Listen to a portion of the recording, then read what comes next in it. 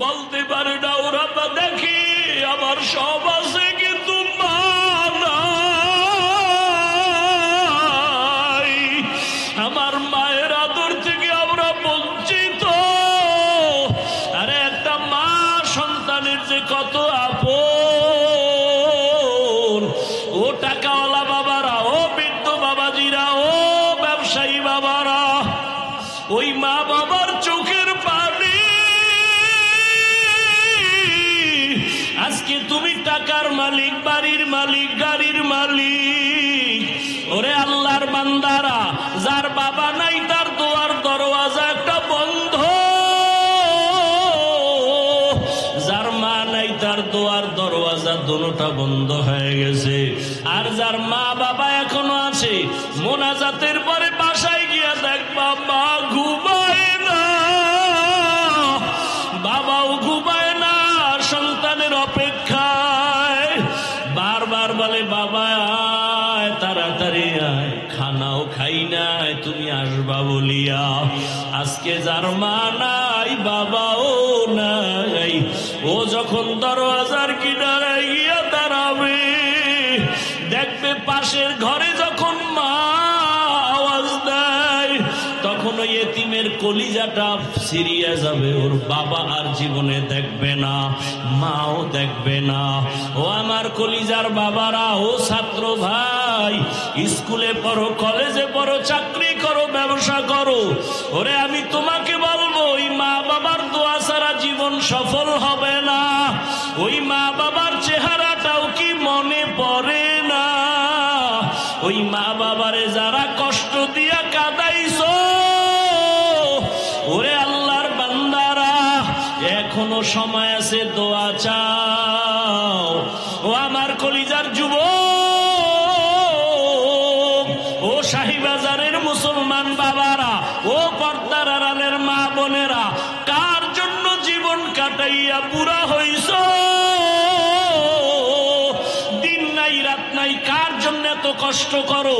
তোমার সন্তান তোমাকে ভালো জানে না, তোমার সন্তান চায় তুমি মরিয়া যাও, তোমার টাকা পয়সা লুটে পুটে খাবে, তোমার স্ত্রী চায় তুমি মরিয়া যাও, তোমার সম্পদ লুটে পুটে খাবে। কার পেছনে জীবন যৌবন শেষ করো? একটু মানুষও কি হতে পারলা না? একটা ভালো মানুষের বাবা হতে কি পারো নাই? ওই কুলাঙ্গার শিক্ষিত সন্তানেরা বাবার করোনার কারণে মরার পরে লাশের খবর আর নেয় নাই। ও আমার আল্লাহর বান্দারা, ও মায়ার নবীর উম্মতেরা, কয়দিন জবানটাকে কন্ট্রোল করো। কেমনে কন্ট্রোল করবা? তাকওয়ার রশি লাগাও, আল্লাহর ভয়। আর এই তাকওয়ার ঠিকানা কোথায়? বলে উলামায়ে কেরামের কলবে তাকওয়া, উলামায়ে কেরামের সোহবতে তাকওয়া। আল্লাহর ওলি যারা, যাদের বয়ানে দিল নরম হয়, চোখে পানি আসে, আমল বেড়ে যায়, এমন আল্লাহওয়ালাদের কাছে যাও, দেখবা তোমার দিল সোজা হয়ে যাবে। আল্লাহর মোহাব্বতওয়ালা বান্দাদের কাছে যাও, আর আখিরাতের কথা ভাবো, মরণের কথা ভাবো। কেমন রহমতের নবী! আম্মা জান আয়েশা রাদিয়াল্লাহু আনহা বলেন, রহমতের নবী রাস্তা দিয়া যখন চলেন, নবীজির ঘাম থেকে মিশকের ঘ্রাণ আসে। আমি আয়েশা রহমতের নবীর ঘাম বোতলে ভরে রাখতাম আর আতর হিসাবে ব্যবহার করতাম। নবী যখন মুস্কি হাসেন, চাঁদের পূর্ণিমার আলো থেকে রসুলের হাসির দাঁতে আরো আলো। সুবহানাল্লাহ না? কেমন মায়ার নবী আমার! যেই রহমতের নবী কোথাও কদম দেন, ওই জায়গা থেকে মিশকের ঘ্রাণ দীর্ঘ বছর পর্যন্ত আসে। এমন মায়ার নবীর বয়ান কত সুন্দর, এমন রহমতের নবীর চেহারা কত সুন্দর, এমন রহমতের নবীর কণ্ঠ কত সুন্দর।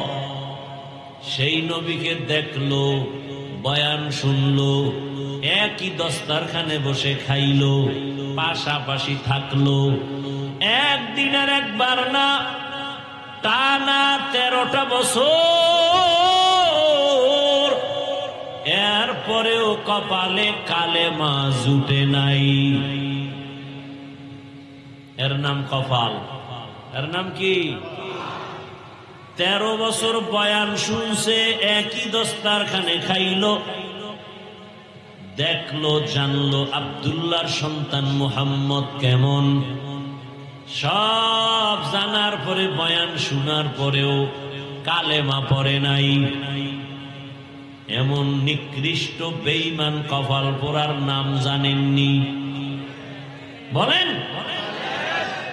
আবু জাহাল, আবু গর্বসুরত আদমি ইনসাবুদে अहमद अबू जहलो हामिक साबुदे आदमीरा आदमीयत लाज़िमास औदेरागर बून बशद ही जमास। এর নাম কফাল। 13 বছর বয়ান শুনে কালেমা পড়ে না। আর অন্যদিকে এক 27 বছরের যুবক তরবারি নিয়ে যায়, নবীকে জবাই করবে। কয় বছরের? 27 বছরের যুবক তরবারি নিয়ে দৌড়ায়, নবীকে জবাই করবে। গিয়া রহমতের নবীর চেহারা মোবারক দেখিয়া তরবারি ফালায় কয়, রহমতের নবী আমাকে মাফ করে দেন, কালেমাওয়ালা মুসলমান বানায় দেন। এমন সান কপালওয়ালার নাম জানেননি? নাম কি? আতিনা ফি দারে দুনিয়া না হাসান, আতিনা ফি দারে উকবা না হাসান, ইয়া গিয়াসাল মুস্তাগীসিন আহদিনা লিফতিখারা বিল উলুমে ওয়াল গিনা। হর গরি দে নেকো তু তৈয়ার है, जंगे उससे तू बेजार है। 13 বছর বয়ান শুনে কালেমা পড়ে না। 27 বছরের যুবক তরবারি নিয়ে নবীরে জবাই করতে গিয়া কালেমাওয়ালা হয়ে গেল। এর নাম কফাল। এর নাম কি? কফাল। বহুদিন প্রচারণা চলতেছে, বহুদিন ধরে শাহীবাজারে বয়ান হবে, মাহফিল হবে। এত প্রচার, অনেকে আসার নিয়ত করিয়াও আসতে পারে নাই। এরকম নাই কেন? বলে কপাল। কেন? আর এক দল বয়ানের নামে বাড়ির থেকে আসছে, কিন্তু এই বেহেশতের প্যান্ডেলে বসতে পারে নাই। কেন? বলে কপাল। এরা কোথায়? বলে এরা দোকানে বসে গল্প করে, আড্ডা দেয়, আর বেগানা নারী যুবতী দেখে কবিরা গুনাহ করে। আছে না নাই? আর এক দল কপালওয়ালা প্যান্ডেলে বসছে, কিন্তু বয়ান শোনার কপাল নাই। বলে কেন? বলে একটা মোবাইল সামনে রাখিয়া কলবের দরজাটারে বন্ধ করে দিয়েছি। এরাও কপাল। এগো কি কপাল। আর এক দল মোবাইলও না, বয়ানও শুনতেছে, কিন্তু নফস শয়তান বারবার তারে আঘাত করে, আর কতক্ষণ বাড়ি চল। দেখা গেল এতগুলো মানুষ এক জায়গায় নিয়ে মা বাবার জন্য দোয়া করার কপাল ওর নাই। এতগুলো মানুষ যদি চোখের পানি ছেড়ে কেউ আল্লাহকে ডাক দেয়, হে মালিক দয়া করে তুমি মাফ করে দাও, একজন আর আমিন কবুল হলে এই বাগানের সবার আমিন কবুল হয়ে যাবে। এত সুন্দর সুযোগ পাইয়াও যারা মা বাবার জন্য মোনাজাতের দোয়ার সুযোগ নেয় না, এদের মতো কপাল পোড়া এই জমিনে আর নাই।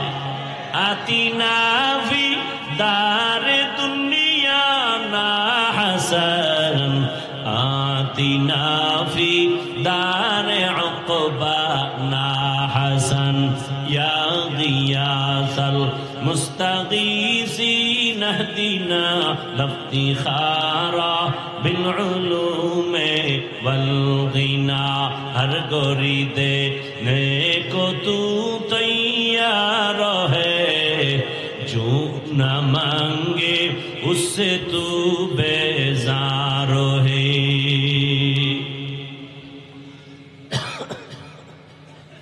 সাউন্ড যে কানে স্পষ্ট আসবে, অনেক ধাক্কা জোর দিয়া বলার পরে সাউন্ড যায়।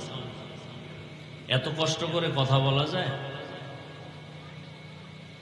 এবার বলেন তো, আপনারা দোয়া করে যাওয়ার কি কপাল নিয়ে বসবেন, না তার আগেই হাত দেখান লাগবো? না এই চালাকি কত বছর দেখাই আমাকে ধোকা দিছেন, আর কত দিবেন? কয় ভাই আপনার দাওয়াত, আলহামদুলিল্লাহ। কয় আপনার বাড়ি? কয় নাউজুবিল্লাহ। আপনারা তো সেই মুসলমান। জিন্দেগি মে বন্দগি তু কার নাহি, जिंदगी में बंदगी तू कर नहीं, जिंदगी बे बंदगी शर्मिंदा है, जिंदगी बे बंदगी शर्मिंदा है। दुनिया में हो दुनिया का ताल्लुगार ना हो, बाजार से गुजर हो खरीदार ना हो। ये दुनिया एक मिसल कागज फूल है, ये दुनिया एक मिसल कागज फूल है, जिंदगी में बंदगी तू कर नहीं, जिंदगी में बंदगी शर्मिंदा है, जिंदगी में बंदगी शर्मिंदा है।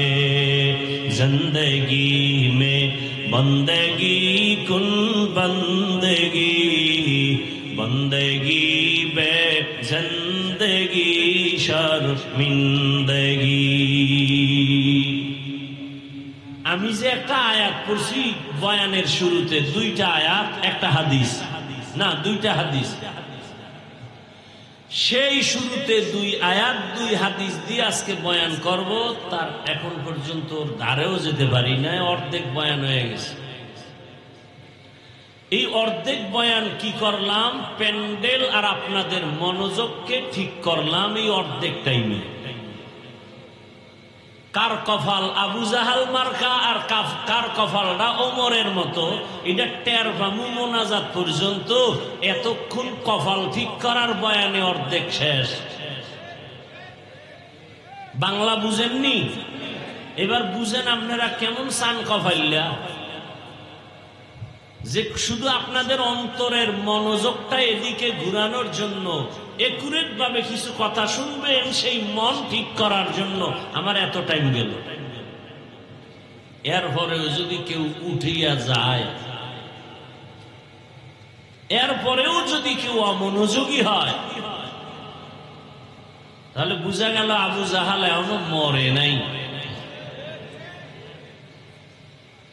দেখতে থাকবেন মোনাজাত পর্যন্ত, ওমরের কপালওয়ালা কারা আর আবু জাহিল কপালওয়ালা কারা,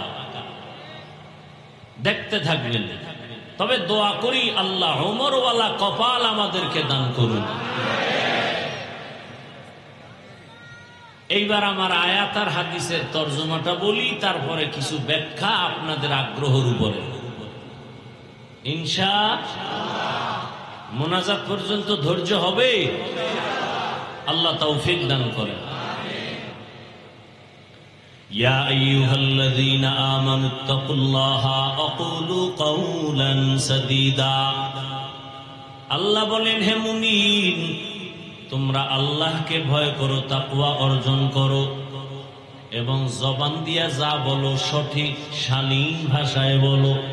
লাভ, ইউসলিহ লাকুম আমালাকুম ওয়া ইয়াগফির লাকুম যুনুবাকুম। দুইটা লাভ হবে। এক নাম্বার লাভ, তোমার যাবতীয় ভুল আমলগুলো আমি সঠিক করে দিব। দুই নাম্বার লাভ হলো তোমার জীবনের সব গুনাহ মাফ করে দিব। আমাইয়ুতিল্লাহ ওয়া রাসূলাহু, যে বা যাহারা আল্লাহ এবং রসুলের অনুসরণ করবেন, ফাকাদ ফাযা ফাওজান আযীমা, তাদের বিজয়টা হবে চূড়ান্ত বিজয়। বলে কেমন? বলে তারা বিনা হিসাবে জান্নাতি। হাদিস পড়েছি দুইটা। নবীজি বলেন, আল মুসলিমু মান সালিমাল মুসলিমুনা মিন লিসানিহি ওয়া ইয়াদিহি। যেই ব্যক্তি মুসলমান, ওই ব্যক্তি পরিপূর্ণ মুসলমান, যার জবানের দ্বারা, হাতের দ্বারা অন্য কোন মুমিন মুসলমান কষ্ট পায় না। বুঝেননি? জবানের কথার দ্বারাও কেউ কষ্ট পাবে না, হাতের কাজের দ্বারাও কারো কষ্ট দেয়া হবে না। সেই হবে আসল মুমিন, সে হবে আসল মুসলিম।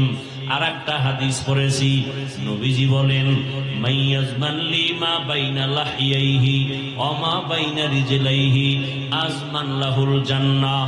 রহমতের নবী বলেন, দুইটা জিনিস তোমরা হেফাজতের জিম্মাদারি নাও, আমি রসুল তোমাকে জান্নাতে নেওয়ার জিম্মাদারি নিব।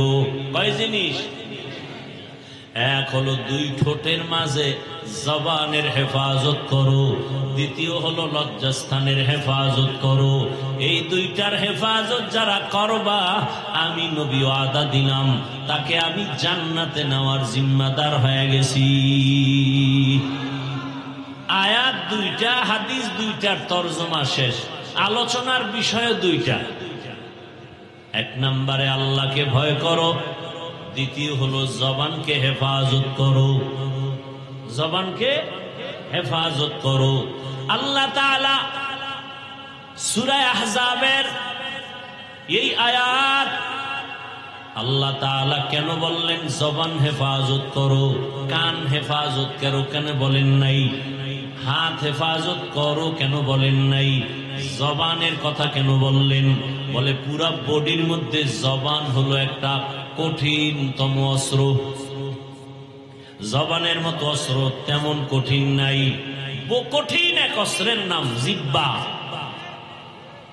প্রতিদিন সকালবেলা মানুষ যখন ঘুম থেকে উঠে, হাত জবান থেকে পানা চায়, আল্লাহ জবানের ভেজাল থেকে মাফ করো, বাঁচাও। চোখ পানা চায়, আল্লাহ জবানের ঝামেলা থেকে আমি চোখেরে বাঁচাও। বুঝেননি? খেয়াল করিয়েন। আচ্ছা, জবান থেকে পানা চায় কেন? চোখ, হাত, পা কেন?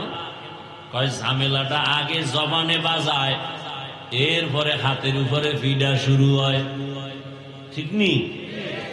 জবান আগে ঝামেলা বাজায়, ঝামেলার কারণে চোখের উপরে আঘাত।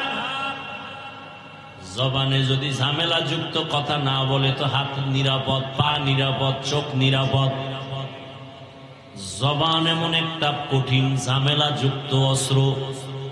যেমন আমগো দেশে আছে 2 টাকা দামের ব্লেড। ব্লেড এমন একটা অস্ত্র যে ডানেও কাটে, বামেও কাটে, সামনেও কাটে, পেছনেও। জিহ্বাটাও কিন্তু ব্লেডের মতো, চারপাশে ধার, যেদিকে মারে কাটে। মায়েরে বলে মাও কষ্ট পায়, বাবারে বললেও কষ্ট পায়। জিহ্বা দিয়া কষ্টের কথা ভাইকে বললেও বেজার হয়। জিহ্বা নামের কথায় আল্লাহও বেজার। জিহ্বা নামের কথায় উল্টা পাল্টা কথা বলবা, আমার নবীও বেজার। জবানের কথায় আমার মুসল্লিও বেজার। জবানের একটা কথা উল্টা পাল্টা হলে দুনিয়ার সবাই বেজার, বিধর্মীরাও বেজার, মুমিনেরাও বেজার। আমার কলিজার বন্ধুটা মুহূর্তের মধ্যে দুশ্মন হয়ে যায়, কষ্ট পায় আমার জবানের কথা। গ্রামের মুরব্বীরা এই জন্য কয় মুখের কথায় জয়, মুখের কথাই হয়। জবান বড় মারাত্মক, আর এটা এমন একটা অবস্থা, এটারে রশি দিয়া বান্ধাও যায় না। যায়? হাতে অন্যায় করে রশি দিয়া বেঁধে দাও, পা অন্যায় করে রশি দিয়া বাঁধো,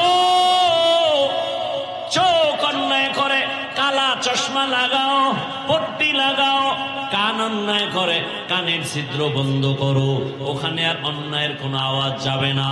জবানটারে কেমনে আটকাবেন? কষ্টেপ দিয়াও বাঁধা যায় না। যায়? কেমন এক ভেজাল।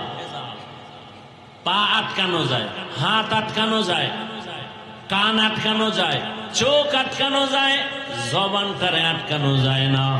এবার এই জবানটারে কেমনে আটকাবেন? কন্ট্রোল তো করা দরকার।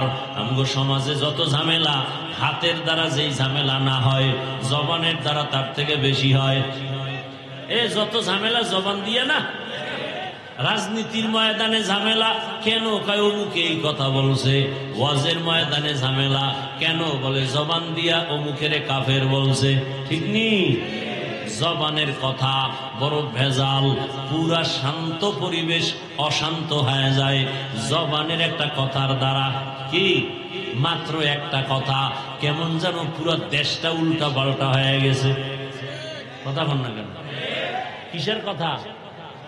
এক কথা পুরো দেশ আউলে গেছে। ভাইরা আমার, বড় কঠিন। আবার এই জবানের কথা, এই জবান এমন একটা আল্লাহর দেওয়া আবার নিয়ামত, এটার মতো কঠিন নিয়ামত নাই। ঠিক নেই? কষ্ট হয় না তো? কেমন নিয়ামত? আমি যে হাফিজুর রহমান, প্রথম পরিচয় আমি মানুষ। প্রথম পরিচয় মানুষ ভালো নাকি জিন ভালো না ফেরেশতা ভালো, এটার পরিচয় দেয় আমার হাত। হাত দেখেন তো, পশু, গরু, ছাগল, ভেড়া, বকরি, বাঘ, এই যে পশু আমরা যাকে বলি, ওদের কিন্তু হাত আছে, আছে না? ওদের কিন্তু নাক আছে, আমগো মতো চোখ আছে। কথা বলেন? ও আমাদের মাথা আছে, ওদেরও মাথা আছে। ঠিক? কিন্তু আমগো জিব্বা নামের যে পাওয়ার, এই পাওয়ারও গো জিব্বায়। কথা বলেন না কেন? গরুটার জিব্বায় সে পাওয়ার নাই।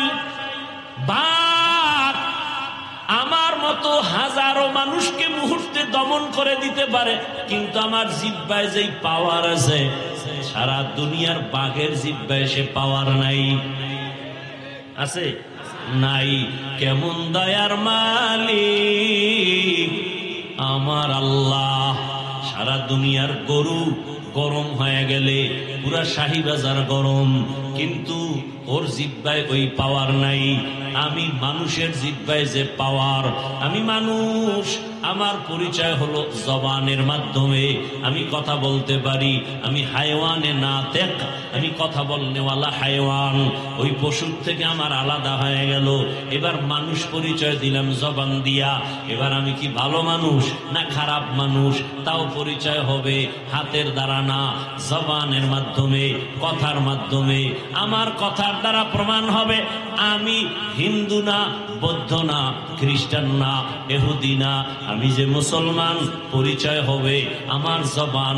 লা ইলাহা ইল্লাল্লাহ, লা ইলাহা ইল্লাল্লাহ। মুহাব্বতে লা ইলাহা ইল্লাল্লাহ, লা ইলাহা ইল্লাল্লাহ, লা ইলাহা ইল্লাল্লাহ, লা ইলাহা ইল্লাল্লাহ, লা ইলাহা ইল্লাল্লাহ,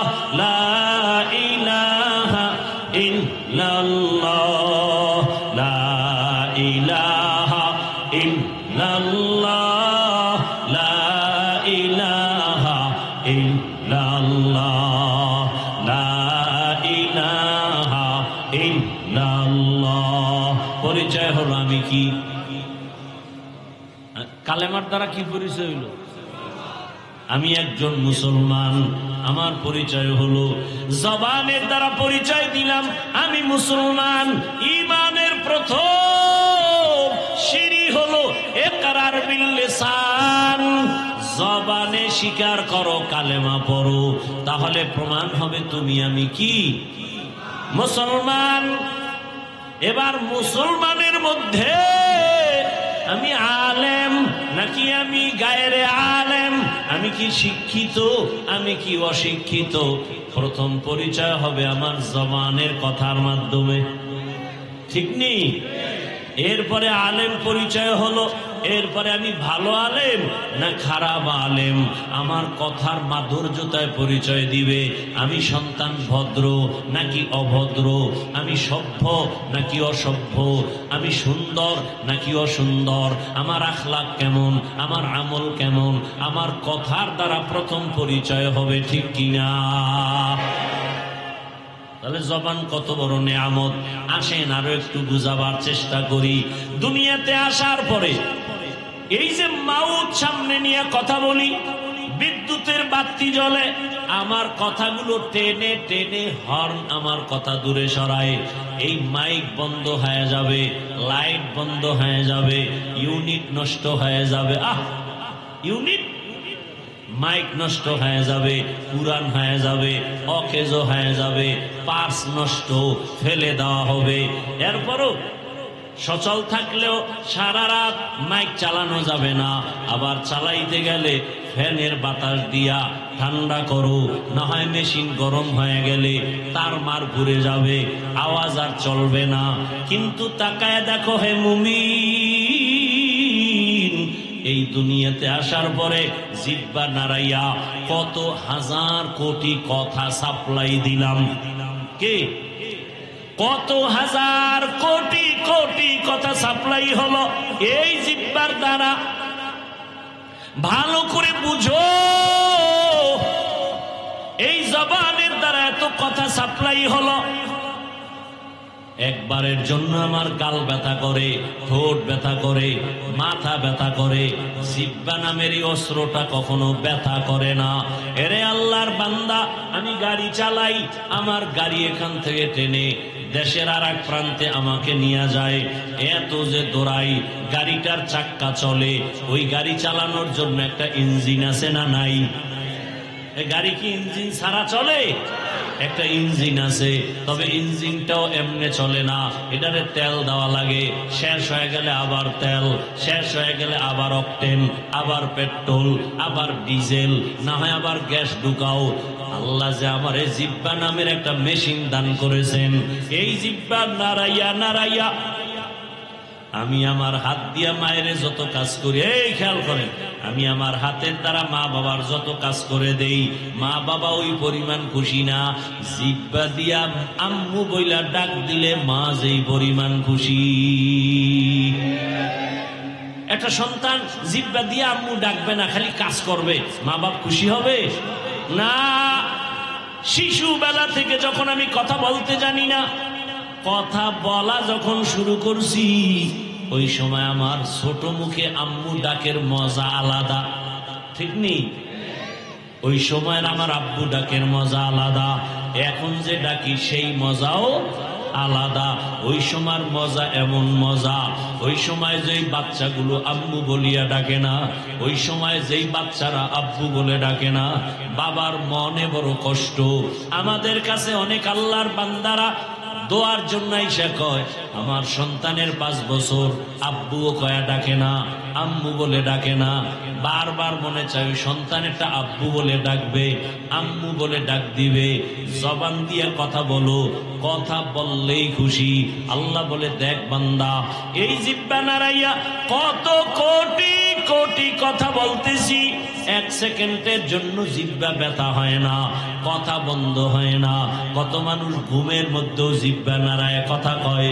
জিহ্বার কথার দ্বারা প্রমাণ আমি বংশ ভালো, আমি আলেম ভালো, আমার মা বাপ ভালো, আমার মানুষ হিসাবে আমি ভালো, আমার ধর্ম আমার ভালো, আমার আখলাক ভালো, আমার চরিত্র ভালো, আমার বংশ ভালো, আমার পিছন ভালো, সামন ভালো। সব কিছুর পরিচয় হলো জবানের কথার মাধ্যমে। এই জন্যই তো আল্লাহ বলেন আর রহমান আল্লামাল কুরআন খালাকাল ইনসান আল্লামাহুল বায়ান। আল্লাহ তাআলা বয়ান শিক্ষা দিয়েছেন আমাদেরকে, কোরআন শিক্ষা দিয়েছেন আমাদেরকে। আমরা কিভাবে কথা বলবো শিখাইছেন কি? তাহলে জবান একদিকে বড় অস্ত্র, আবার জবান বড় এক নেয়ামত। ভালো করে তাকাইয়া দেখো, এই জবানে যার কথার আওয়াজ নাই, ওর কলিজা ফাইটা কান্না আসে। ও আম্মু বলে ডাকতে পারে না, আব্বু বলে ডাক দিতে পারে না, ও মনের ভাষাটা বুঝাইতে পারে না, ইশারায় বলে আর চোখের বাড়ি ছেড়ে কাঁদে। আর তোমার আমার মনের যত ব্যথা তুমি মাকেও বলতে পারো, মাকে বুঝায় বললে মায়ের চোখে পানি। জবান দিয়া কথা বুঝাইয়া যদি একটা ছাত্র অন্যায় কইরা ওস্তাদের কাছে বুঝায় বলে, ওস্তাদের মনটা নরম, ক্ষমার চোখে দেখে, চোখে পানি আসে। একটা সন্তানের অন্যায় করিয়া জিহ্বার কথা বুঝায় বলতে পারলে মায়ের দিলটা নরম। ও আল্লাহর বান্দারা, এই জিহ্বা নামের নেয়ামতের শুকর তুমি কি আদায় করেছো? আমার মাওলার আদালতে জবাব দিতে হবে। আল্লাহ কয় এই জবানের কথা এমন বলিও না যে দুনিয়াতেও তোমার ক্ষতি, আখিরাতেও ক্ষতি। জবানটারে তাড়াতাড়ি কন্ট্রোল করো। জবানের দ্বারা মানুষের মাঝে মাঝে এমন বেফাহেশ কথা বের হয়, জবানের কথায় হঠাৎ আমার কলিজার বন্ধুটা দুশ্মন হয়ে যায়। জবানের একটা কটু কথায় আমার মা বাবা পর্যন্ত আমাকে বরদোয়া করে, আমার আপনজনেরা দূরে সরে যায়। জবানের একটা কথায় একজন হিন্দু কালেমাওয়ালা হয়ে যায়। মাগরিবের নাম এশার নামাজের সময় বয়ান করে আসলাম, ওই সিরাজদি খান এলাকা মুন্সিগঞ্জ এক হিন্দু ছেলে আইসা কালেমা পড়তে চায়। আমি বললাম তোমার কোর্টের কাগজ আছে নাকি, এফিডেভিটের কাগজ? বলে নাই। চলো মান। আমি বললাম এখন কালেমা পড়ানো যাবে না, দেশের অবস্থা বড় খারাপ, পরিস্থিতি বড় খারাপ। কিন্তু ছেলে রেডি, বলে না আমি আল্লাহর দ্বীন ও ইসলামের বাইরে যাব না, কারণ ইসলাম আমার কাছে বড় ভালো লেগেছে। অথচ মুসলমানের দিনে বয়ান, রাত্রে বয়ান, ফজরের পরে বয়ান, জোহরের পরে বয়ান, আসরের পরে বয়ান, জুমার দিনের বয়ান, আমাদের তাবলীগওয়ালাদের বয়ান, পীর মাশায়েখের বয়ান, তাবলীগওয়ালাদের বয়ান, বক্তাদের বয়ান। এত বয়ানের পরেও তাকাইয়া দেখো মসজিদে ফজরের নামাজে খালি। কেন? বলে আমার কাছে নামাজ ভালো লাগে না, রোজা ভালো লাগে না, তেলাওয়াত ভালো লাগে না। তো ভালো লাগে কি? নাচ গান ভালো লাগে। এক পর্যায়ে দেখা যায় বউ পর্যন্ত এই গান বাজনার পিছনে ঘুরার কারণে বেশ্যা হয়ে যায়। মাইয়া বাবার কথা মানে না, ছেলে বাবার কথা মানে না, এলাকার মানুষ পর্যন্ত তার উপরে ঘৃণার বরদোয়া করে। ও আল্লাহর বান্দারা, একটা বিধর্মী পাগল কালেমাওয়ালা হওয়ার জন্য, কারণ ওর অন্তরে এত মায়া। মুসলমানের নবী, রহমতের নবী, বড় দয়ার নবী, বড় মায়ার নবী, ওই হিন্দু ছেলেটার দিলের মধ্যে এমন আঘাত করেছে, ওলামায়ে কেরামের বয়ান ওর সিনায় আঘাত করে, খ্রিস্টানের সিনায় আঘাত লেগে গেছে, কলেজের ছেলের সিনায় আঘাত, স্কুলে পড়ে কলবে আঘাত। বলেন আর নামাজ ছাড়বো না, আর বেপরদায় চলবো না।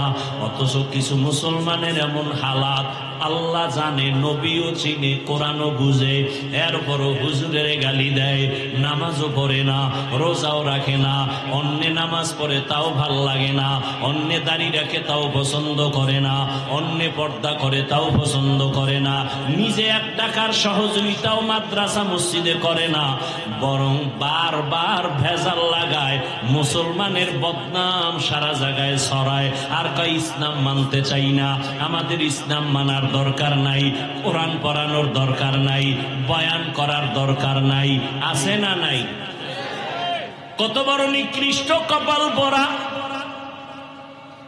একটা বিধর্মী পর্যন্ত ইসলামের দিকে আকৃষ্ট পাগল, আর মুসলমানের ঘরে জন্ম নিয়া ইসলাম মানতে তো চায় না, বরং উল্টা বিরোধিতা করে। ঠিক নেই? আমি দাড়ির বয়ান করছি, মুসলমান কয় বয়ান করিয়েন না। এক জায়গায় বয়ানে গেছি, কয় আপনার বিরোধিতা করছে এই এলাকার কিছু মানুষ। কেন? কয় আপনি দাড়ির ওয়াজ বেশি করেন তো এই জন্য পছন্দ করেন, দাড়ির ওয়াজ বেশি করে এই জন্য ভাল লাগে না। আরে দাড়ির ওয়াজ আমি করব কেন? আল্লাহর রসুল যে বয়ান করছে তার 100 ভাগের 1 ভাগ বয়ান আমি করি না। এরপর আলহামদুলিল্লাহ আমার বলার দ্বারা তো ইসলামের উপকার কম হয় নাই। কত বেনামাজি নামাজি, কত জেনারেল লাইনের মানুষ, দাড়িওয়ালা যুবক। ওই কয়েকদিন আগে এক আর্মির যুবক ছেলে আসছে, আইসা দোয়া চায়, হুজুর আমি আর্মির চাকরি চাইরা দিছি। আমি বললাম দেশের এই মুহূর্তে আর্মির বড় দাম, তুমি ছাড়লা কেন? বলে হুজুর আমাকে বারবার বলে দাড়ি কাটিয়া ভালাও। আমি এক পর্যায়ে সহ্য করতে না পারিয়া বলছি, স্যার আমি চাকরি ছাড়বো, দাড়ি ছাড়বো না। এরে আল্লাহর বান্দা, সব কিছুর মূল এই জিহ্বা নামের অস্ত্র।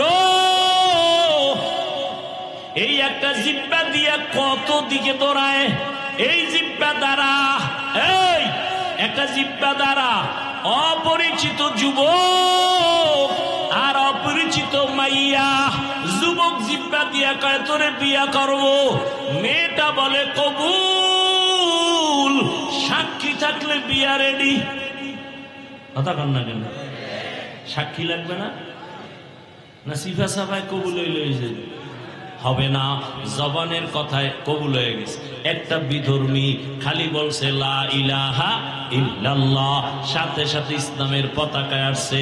আবার ইসলামী এক ব্যক্তি জবান দিয়া বলে আমি ইসলাম মানি না, সাথে সাথে বেঈমান।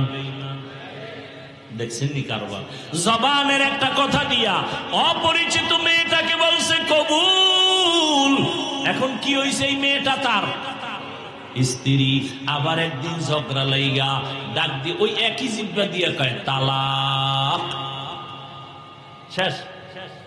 হ্যাঁ, এই একই জিহ্বার কথা বিচারক আদালতে বৈশা আসামিকে যদি জিহ্বা নাড়ায় কয় ডান দিকে দৌড়াইয়া যা, তার মানে তুই বেকসুর মুক্তি পেয়েছো, সবাই ফুলের মালা দেয়।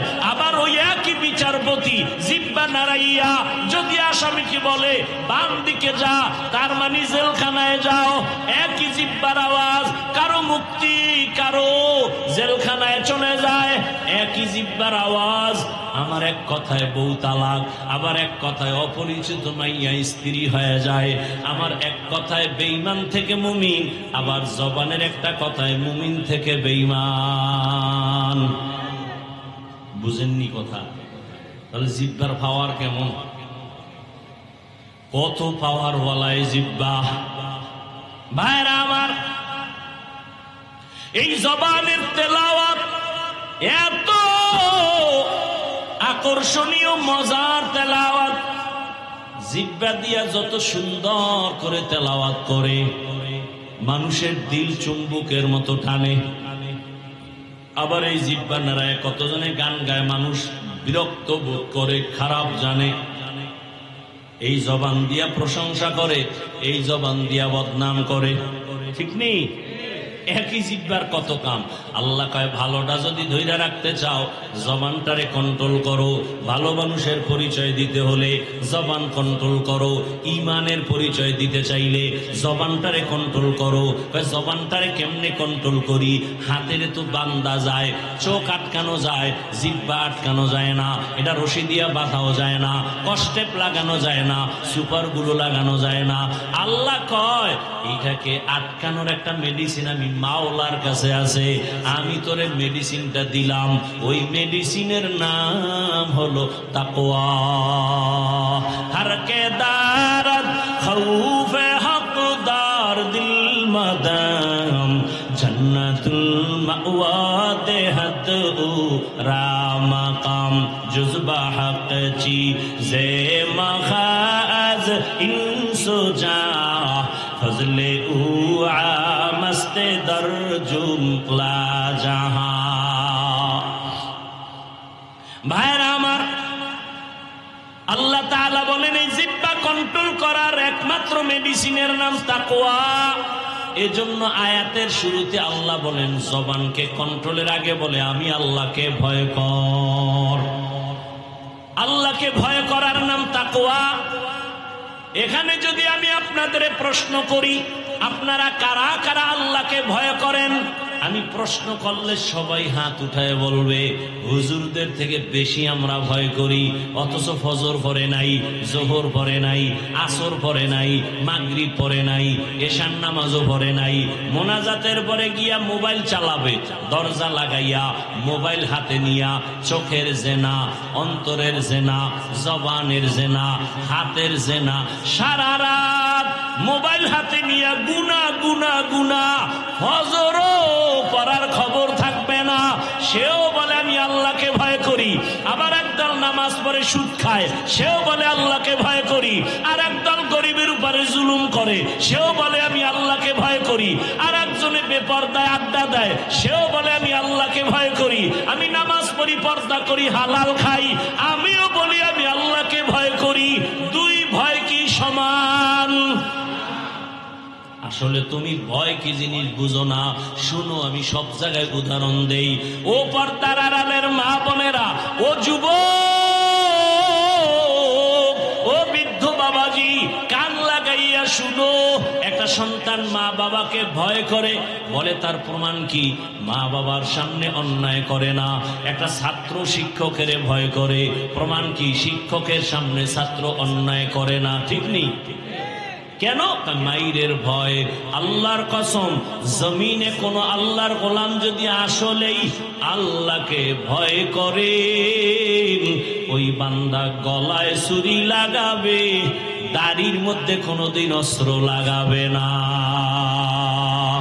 হরকে দারদ খৌফে হকদার দিল মাদাম জন্নতুল মাওয়া দেহত রামাকাম জুজবা হক চি জে মখাজ ইনসুজা ফজলে উআ মস্তে দরজুম লা জাহা। ও আমার কলিজার যুবক,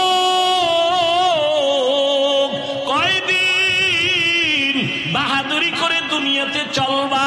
তোমার চোখের সামনে কত বাহাদুর লাশ হয়ে গেল। এমন একটা দিন নাই যুবকের লাশের খবর নাই। পানির নিচে যুবকের লাশ, গাড়ির নিচে যুবকের লাশ, ঘুমের বিছানায় যুবকের লাশ। কয়েকদিন আগে দেখো নাই এই ফেসবুকের গোলাম বাবারা?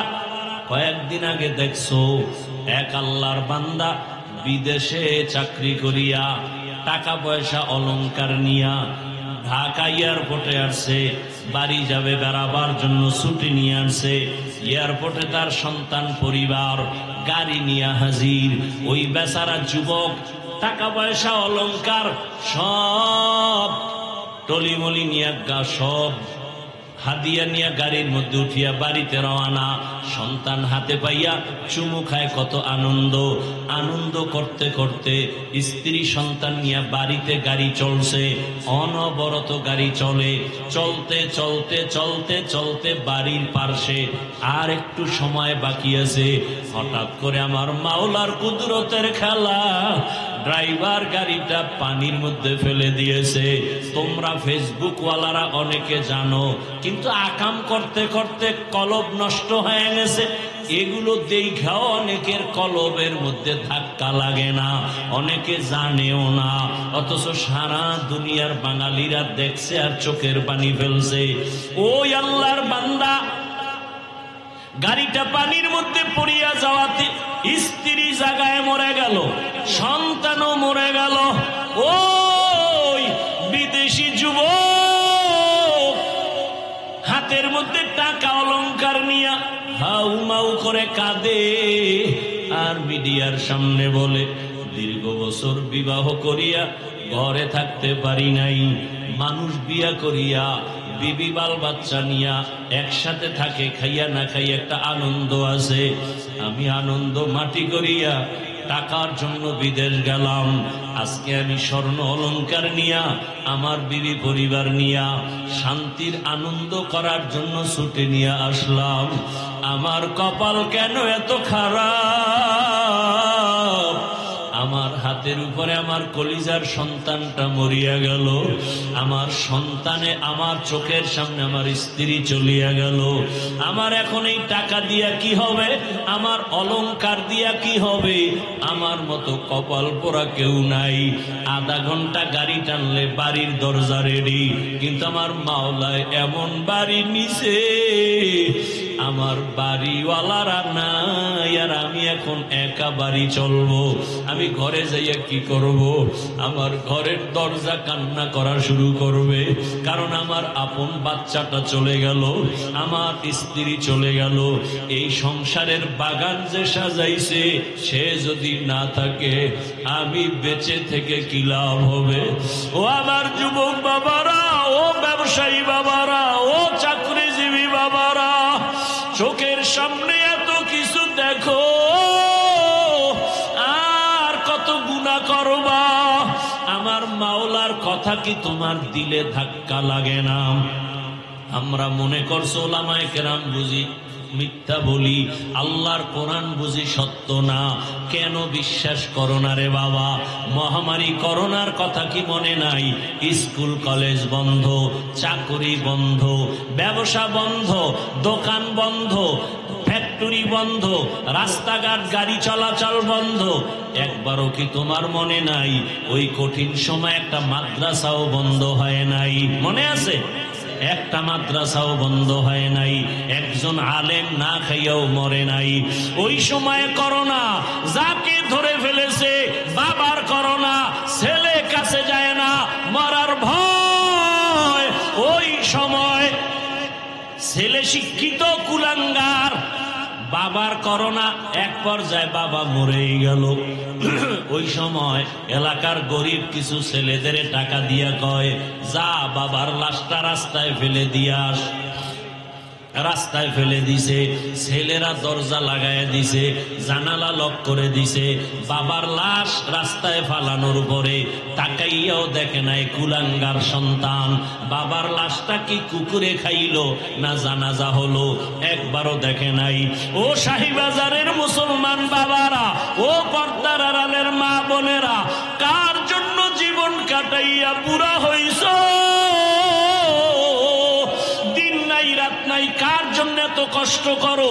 তোমার সন্তান তোমাকে ভালো জানে না, তোমার সন্তান চায় তুমি মরিয়া যাও, তোমার টাকা পয়সা লুটে পুটে খাবে, তোমার স্ত্রী চায় তুমি মরিয়া যাও, তোমার সম্পদ লুটে পুটে খাবে।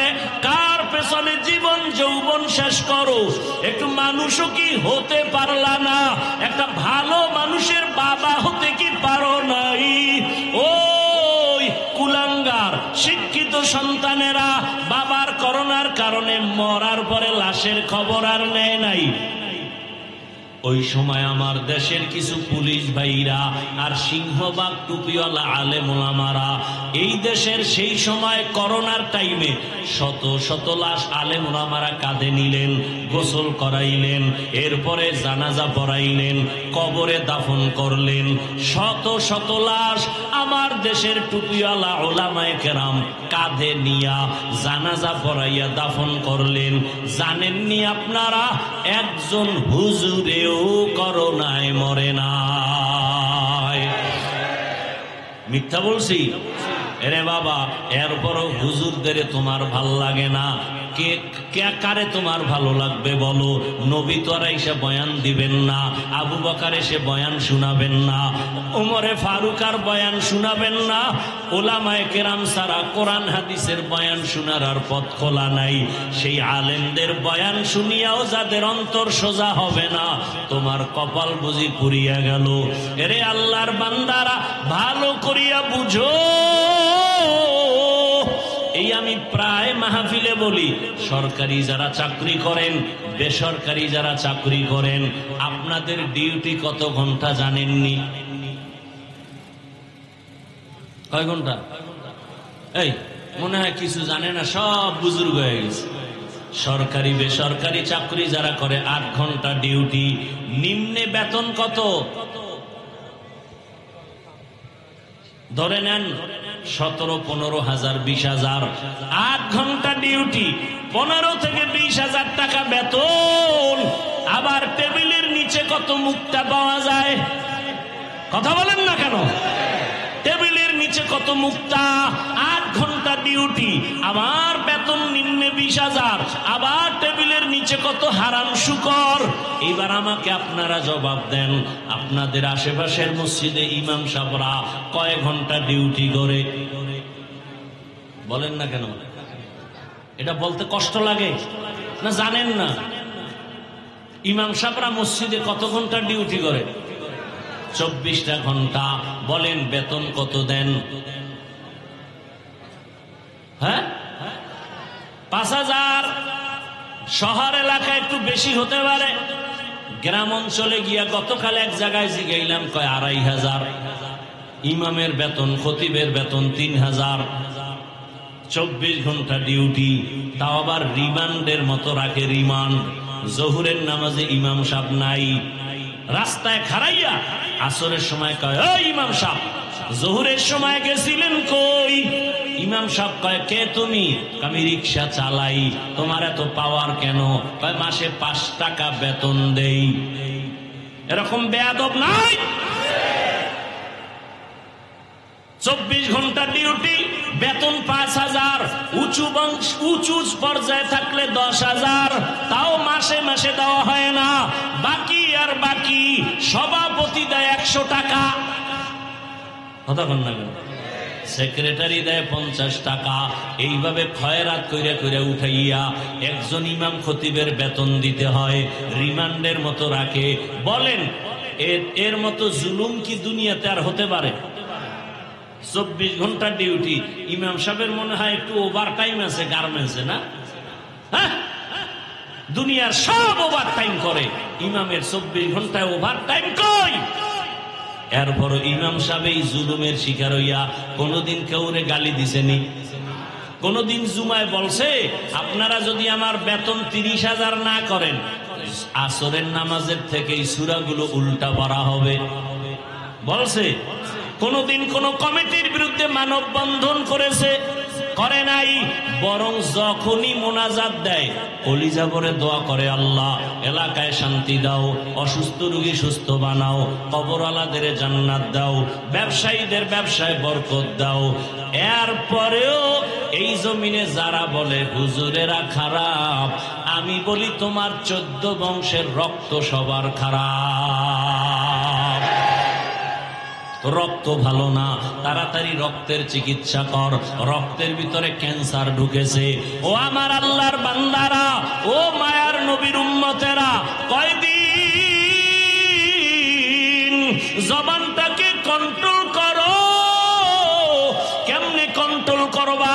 তাকওয়ার রশি লাগাও, আল্লাহর ভয়। আর এই তাকওয়ার ঠিকানা কোথায়? বলে ওলামায়ে কেরামের কলবে তাকওয়া, ওলামায়ে কেরামের সোহবতে তাকওয়া, আল্লাহর ওলি যারা, যাদের বয়ানে দিল নরম হয়, চোখে পানি আসে, আমল বেড়ে যায়, এমন আল্লাহওয়ালাদের কাছে যাও, দেখবা তোমার দিল সোজা হয়ে যাবে। আল্লাহর মোহাব্বতওয়ালা বান্দাদের কাছে যাও, আর আখিরাতের কথা ভাবো, মরণের কথা ভাবো। আজকে শাহীবাজারের বয়ান রাত্র 12টা পর্যন্ত মানুষ বসে বসে বয়ান শুনে। ও যুবক, আগামীকাল এই বাগান আর থাকবে না। তুমি এখন সুস্থ, বুঝাবার জন্য বলি, হতে পারে কালকে তুমি হবা হসপিটালের রোগী, না হয় এমনও যদি হয়ে যায় আল্লাহ পাক তোমাকে নিয়ে যাবেন। তুমি গিয়া বাসায় মোবাইল চালাইয়া যখন দরজা লাগায় ঘুমাবা, 10টা 11টায় আম্মু যখন ডাকবে, হঠাৎ দেখবে আওয়াজ নাই। ও বাবা, তোমার আজরাইল আসিয়া জীবনটা নিয়ে গেল। মা একটা চিৎকার দিয়া বলবে, মায়ের অন্তরে আঘাত লাগছে, মা চিল্লায় বলবে, তোরা কই আছো আয়, আমার বাবা বুঝি দুনিয়ায় আর নাই। ওই মা চিল্লায় বলবে, আমার আম্মু বলিয়া ডাক দিবে কে? আমি তো আর আম্মু ডাক শুনবো না। বাবায় টেলিফোন করবে, ইমাম সাহেব আমার সন্তান বেঁচে নাই, জানাজা না পড়ায় যাবেন না। একদলকে বলবে তাড়াতাড়ি যা দোকান থেকে কাফন নিয়ে আসো, আর একদলকে বলবে বাঁশবাগানে যাও কবর খনন করো, কাউকে বলবে গরম পানি কর গোসল দেওয়ার জন্য। ওই যে উত্তরায় মাইলস্টোন স্কুলে বিমান দুর্ঘটনা, কত বাচ্চা চলিয়া গেল, আগুনে পুড়িয়া গেল। আমার জুমার মসজিদের এক মুসল্লি সেদিন দেখা, আমি বললাম ভাই, তার একটা মেয়ে বাচ্চা ওই কলেজ স্কুলে পড়ে, দুপুর বেলা মা আনার জন্য গেল, বাচ্চা অন্য দরজা দিয়া রাস্তায় এসে দাঁড়ানো, মা আর এক গেট দিয়া ভিতরে গিয়া আটকে গেছে, আর আসতে পারে নাই। বিমানের আগুনে ঝলসে সে জায়গায় মারা গেল। ওই বাচ্চা বারবার বলে, ওই বাবা, আমার আপন বন্ধুকে বললাম, ভাইজান আপনার ছেলে মেয়ের খবর কি? ওর মা তো দুনিয়ায় নাই। লোকটা কর্তব্য বিমূঢ় হইয়া চোখের কোঠায় পানি, বলে হুজুর কি বলবো, বাচ্চাগুলো আমারে দেখে, কিন্তু ওই বাচ্চা ছোট মেয়েটা যে স্কুলে পড়তো, ও বারবার বলে আমি আম্মু বলে কারে ডাক দিব, আমারে আম্মুর আদর কে দিবে? ওরে আমি তো বুঝতেছি ওরা টাকা দেই, খানা দেই, পোশাক দেই, যা কিছু দেই না কেন, ওই বাচ্চাদের মনের মধ্যে একটা জ্বলন জ্বলতে আছে। ওদের কেমন যেন কিসের অভাব, টাকাও দেই, খানাও দেই, কিন্তু ওই বাচ্চাগুলো এতিমের মতো ডানে একবার তাকায়, বামে তাকায়, বলতে পারে না ওরা দেখি আমার সব আছে কিন্তু মা নাই। আমার মায়ের আদর থেকে আমরা বঞ্চিত। আরে একটা মা সন্তানের যে কত আপন, ও টাকাওয়ালা বাবারা, ও বৃদ্ধ বাবাজিরা, ও ব্যবসায়ী বাবারা, আজকে তুমি দেশের গ্রামের বাড়ি ছাড়িয়া ঢাকার শহরে চাকরি করো, ব্যবসা করো, তোমার মায়ের খবর জানো? এক রাতও মোবাইল না করিয়া ঘুমাইতে পারে না। রাত্র যতটাই হোক না কেন বারবার মোবাইল করে, বাবা কেমন আছো, কখন না খাইবা? ওই মা বাবার চোখের পানি। আজকে তুমি টাকার মালিক, বাড়ির মালিক, গাড়ির মালিক, ওই মা বাবার চোখের পানি আর দোয়া ছাড়া আমি চেয়ারে বসতে পারি না রে বাবা।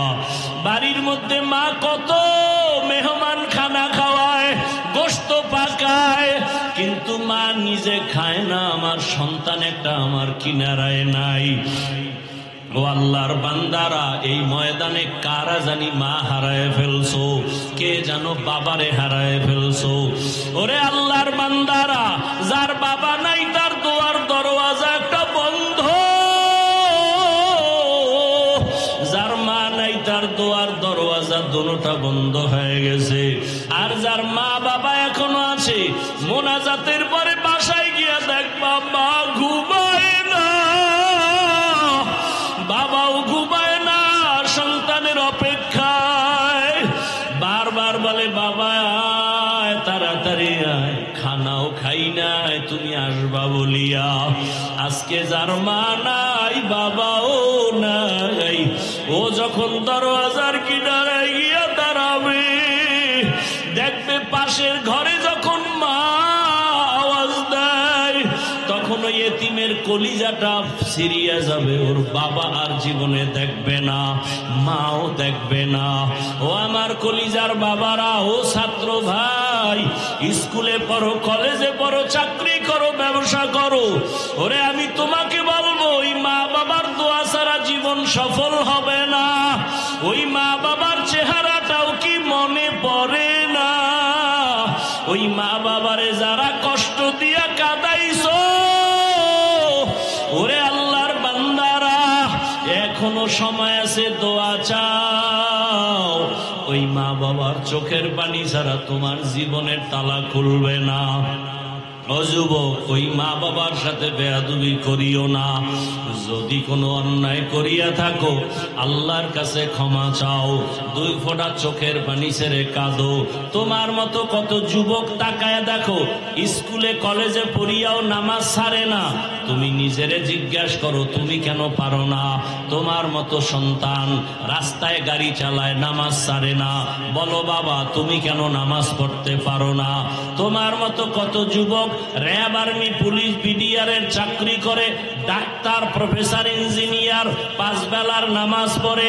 ও বাবা গাড়ি চালায়, ড্রাইভার, নামাজ পড়ে, বলো তুমি কেন পারো না? ও ব্যবসায়ী বাবারা, আপনার মতো কত ব্যবসায়ী 5 ওয়াক্ত নামাজ পড়ে, আপনি কেন পারবেন না? ও চাকরিজীবী বাবারা, আপনার মতো কত চাকরিজীবী চাকরিও করে, নামাজ পড়ে, আপনি কেন পারবেন না? ও পর্দার আড়ালের মা বোনেরা, আপনার মতো কত মা কত বোন এখনো আছে, পর্দা করে, নামাজ পড়ে, স্বামীর মাল হেফাজত করে, মোবাইলে সময় নষ্ট করে না, একটা সন্তানকে আদর্শওয়ালা বানানোর মেহনত করে। ও আম্মা জানেরা, বোনেরা, আপনারা কি পারেন না? সন্তানটাকে আদর্শওয়ালা বানানোর মেহনত করবেন, 5 ওয়াক্ত নামাজ পড়বেন, স্বামীর মাল হেফাজত করবেন এবং মোবাইল থেকে দূরে থাকবেন। যদি আল্লাহ কবুল করে, এখনো সময় আছে, তওবা করেন। আমি শুরুতেই বলেছিলাম, জানি না কার আবু জাহাল ওয়ালা কপাল, জানি না কার কপালটা ওমর ওয়ালা কপাল। ও পর্দার আড়ালের মা বোনেরা, আপনারা তো জানেন এই দুনিয়াতে আল্লাহর এক বড় দুশমন ফেরাউন, তার স্ত্রীর নাম আসিয়া। এই এত বড় বেঈমানের ঘরে থাকিয়া আসিয়ার মতো বান্দি জান্নাতি হইয়া কবরে চলে গেছেন। নবীজি বলেন, আসিয়ার সাথে আমি মুহাম্মদের সাথে জান্নাতে বিবাহ হবে। ও পর্দার আড়ালের মা, আপনার স্বামী তো ফেরাউনের মতো খারাপ না। আপনি যদি নামাজ পড়েন, পর্দা করেন, আপনার স্বামী অনেক খুশি হয়ে যাবে, আপনাকে বাধা দিবে না। এখনো বলবো, আল্লাহর কাছে 2 ফোঁটা চোখের পানি ছাড়িয়া গোপনে গোপনে বলেন, আমার আল্লাহকে বলতে থাকেন, হে মালিক, আর বেপরদায় চলবো না, নামাজ ছাড়বো না, মোবাইলে সময় নষ্ট করব না, স্বামীর মাল হেফাজত করব, সন্তানটাকে আদর্শওয়ালা বানানোর মেহনত করব। ও আমার বৃদ্ধ বাবাজি, যুবক বাবারা, মনে মনে আমার আল্লাহকে বলো, হে আল্লাহ, আমার মতো যুবক জেনারেল লাইনে থাকিয়া যদি নবীর সুন্নত অনুযায়ী নামাজ পড়ে, আলেম ওলামার পরামর্শ নিয়ে চলে, শিক্ষকের দোয়া নিয়ে চলে, আমি কেন পারবো না? আজকে থেকে তওবা করো, আল্লাহকে বলো, আল্লাহ আর নামাজ ছাড়বো না, দাড়ি কাটবো না, বেপরদায় চলবো না, মা বাবার দোয়া নিয়া, শিক্ষকের দোয়া নিয়া, ওলামায়ে কেরামের পরামর্শ নিয়া নবীজির তরিকা আদর্শে চলবো। আর মা বাবার সাথে বেয়াদবি হয়ে থাকলে গোপনে গিয়া ক্ষমা চাইও। মা বাবার কাছে ক্ষমা চাইলে সম্মান কমে যাবে না। শিক্ষকের সাথে বেয়াদবি যদি হয়ে থাকে, ক্ষমা চাইও। শিক্ষকের কাছে ক্ষমা চাইলে সম্মান যাবে না। ও যুবক, ঘরে গিয়া মাকে বলবা, মা আজকে শাহী মহল্লার দিকে ওয়াজ মাহফিলে গেলাম, কত যুবকের দেখলাম চোখে পানি, আমার চোখে কেন পানি আসে নাই? মা, মনে হয় আল্লাহ বেজার হয়ে গেছে। মা, আমি তোমার সাথে অনেক বেয়াদবি করেছি, আজকে তওবা করে আসছি, আর বেয়াদবি করব না। তুমি আমার মাথায় হাত দিয়া দোয়া করে দাও। ও যুবক, যদি মাকে বলতে পারো, দেখবা মায়ের চোখে পানি। মা কান্না করে বলবে, বাবা আয় আয়। মাথায় হাত দিয়া ডাক দেবে, ও আরশে আজিমের মালিক, আমার কলিজার সন্তানটাকে তুমি কবুল করিয়া নাও। মা যদি মাথায় হাত দিয়া দোয়া করে, আমার আরশে আজিমে কবুল। ও যুবকেরা, বাবারে পাইলে দোয়া চাও। মা বাবার দোয়া ছাড়া কপাল খুলবে না। গুনার থেকে আল্লাহর কাছে তওবা করো। জবানের দ্বারা গুনাহ করব না, চোখের দ্বারা গুনাহ করব না, হাতের দ্বারা গুনাহ করব না। ওলামায়ে কেরামের খেদমত করব। আলেম হতে না পারলেও আলেমের দিল থেকে মোহাব্বত করব। আল্লাহর কোরআনটা সিনায় লাগাবো, তেলাওয়াতের চেষ্টা করব।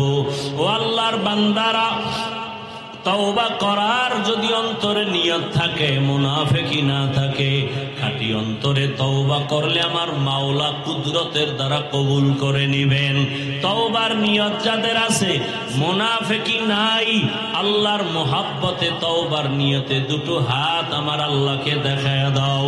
আয় আল্লাহ, হাতগুলো কবুল করে নেন, তওবা কবুল করে নেন। তওবার উপরে মজবুত হইয়া চলার মতো তৌফিক দান করেন, আমিন। যুবক বাবারা, আজকে এই শাহী মহল্লার আমার যুবকেরা কত মেহনত করিয়া আজকে আয়োজন করলেন। এরা যদি চাইতো একটা নাচ গানের প্যান্ডেল সাজাবে, পারতনি, কিন্তু ওরা নাচ গানের প্যান্ডেল সাজায় নাই। আমার এই কলিজার যুবকদের কিয়ামত পর্যন্ত, মরণ পর্যন্ত এই দিনের খেদমতের জন্য কবুল করেন, বলেন আমিন। আল্লাহ সবাইকে কবুল করেন, আরো জোরে বলেন। ভাইরা আমার, আল্লাহ পাক এই যুব সমাজকে দ্বীনের জন্য কবুল করেন। আপনারা সার্বিকভাবে সহযোগিতা করবেন না ইনশাআল্লাহ?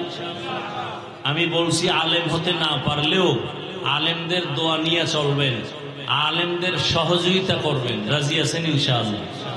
মাদ্রাসা, উলামায়ে কেরাম, এদের দোয়া নেওয়ার চেষ্টা করবেন। আল্লাহ সবাইকে তৌফিক দান করেন। আর আমি তো আপনাদের পাশেই থাকি। এখানে আগে অনেক আসতাম, এখন তার সময় হয় না, ব্যস্ত থাকি। তো এই এলাকায় মাদ্রাসা, মসজিদ, যত উলামায়ে কেরামের সুযোগ পেলে একটু সহযোগিতা করবেন, দোয়া নিবেন। এটা আপনার জীবনের হেদায়েতের জরিয়া হয়ে যাবে। আর পাশে আমি থাকি প্রতি মাসের দ্বিতীয় শুক্রবার, ওখানে সারা রাত আমি বসে থাকি, ইজতেমা হয়। সারা দেশ থেকে অনেক আল্লাহর বান্দারা আসেন প্রতি মাসের দ্বিতীয় শুক্রবার, ইংরেজি মাসের। আপনাদের দাওয়াত, ইনশাল্লাহ যাবেন। মাগরিবের পরেই আমি ওখানে বয়ান করি প্রত্যেক মাসের দ্বিতীয় শুক্রবার। এবং ওলামায়ে কেরাম যারা যায় তাদেরকে আলাদাভাবে আমরা আবার এশার নামাজের পরে ওখানে আলাদা মজলিস হয়, বসি। যাবেন, মোহাব্বত রাখবেন। এতে কি ক্ষতি না লাভ? যদি মনে করেন ক্ষতি, জীবনে আলেমের থেকে 1000 কিলোমিটার দূরে থাকবেন, তখন টের পাবেন লাভ না ক্ষতি। আর সহযোগিতা করবেন। এই জমিনে এখন মাদ্রাসা বন্ধের চক্রান্ত চলতেছে। আল্লাহ দুনিয়ার সব দ্বীনি সহি মাদারেস গুলোকে আল্লাহ কবুল করেন। আমি তো বিশাল এক বোঝা মাথায় নিয়ে চলতেছি। দোয়ার জন্য আমি বলছি, সুন্নত হিসাবে, আমার ব্যক্তি স্বার্থ না। আমি চলে যাব একদিন দুনিয়া থেকে, কিন্তু মাদ্রাসা থাকবে না। কথা বলেন না কেন? আপনাদের এখানে যে মসজিদ, এই যারা গড়ছেন মসজিদ প্রথম, তারা আছে দুনিয়ায়, অনেকে চলে গেছে, কিন্তু সব পাবে না? পাবে। সহযোগিতা করতে থাকবেন আল্লাহর জন্য, কোনো ব্যক্তির জন্য না। তো মাদ্রাসার খেদমত, আমি তো জানেন 20 কোটি টাকার জায়গা নিয়েছি। অনেকেই বলে এই সাহস করলেন কিভাবে? আমি বললাম, আল্লাহর ভরসা, আল্লাহ দয়া করবেন। আর আমাকে যারা মহব্বত করেন, দেশে বিদেশে আমার ভাইরা বোনেরা মায়েরা অনেক দোয়া করেন, তাদের এক সহযোগিতা। দোয়া বড় সম্পদ। আপনাদের সহযোগিতার জন্য আমার দোয়া চাইতে পারি না বলেন? পারেন। অতএব আমি দোয়া চাই। দান চাওয়াও সুন্নাত, দেওয়াও সুন্নাত। আপনাদের এখান থেকে 5 মিনিট হেঁটে গেলে বিশাল জায়গা, এখনো কি বলে বিশাল এই টাকার অঙ্ক। আজও মাদ্রাসায় বসে বললাম জায়গা ফিরাইয়া দেন, পারতেছি না। বাকি আল্লাহর কাছে দোয়া করতেছি, কাঁদতেছি।